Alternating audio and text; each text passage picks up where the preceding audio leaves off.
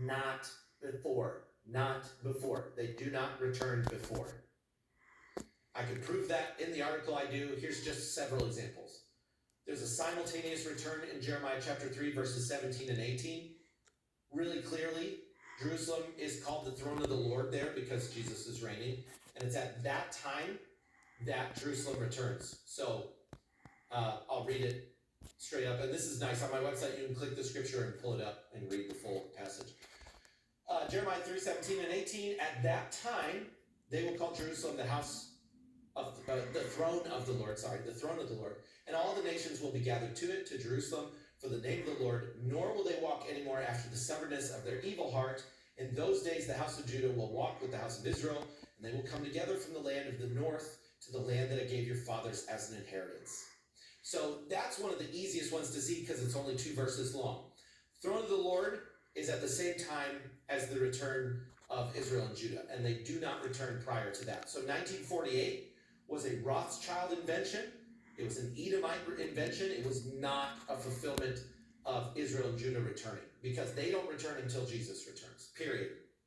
That theology needs to be understood by every single Christian. Then they won't get so tricked. 2, Rothschild, when translated into Hebrew, literally means shield of Edom. It means Magen Edom in Hebrew, and it means shield of Edom.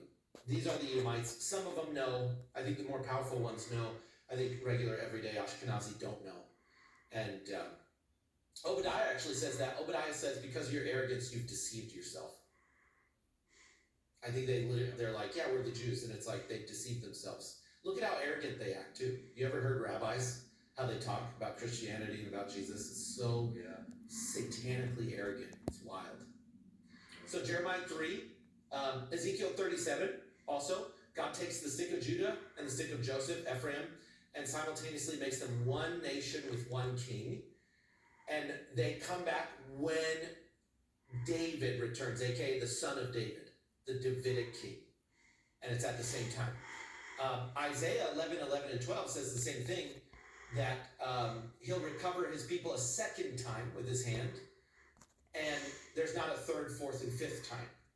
There's the recovering his people after Babylon, and the recovering his people at the second coming of the Messiah. Period. That's how this works. Possessing the remnant of Edom is Amos 9, 11 through 15. We saw that. And that also indicates this is during the return of Jesus, the raising up of the booth of David.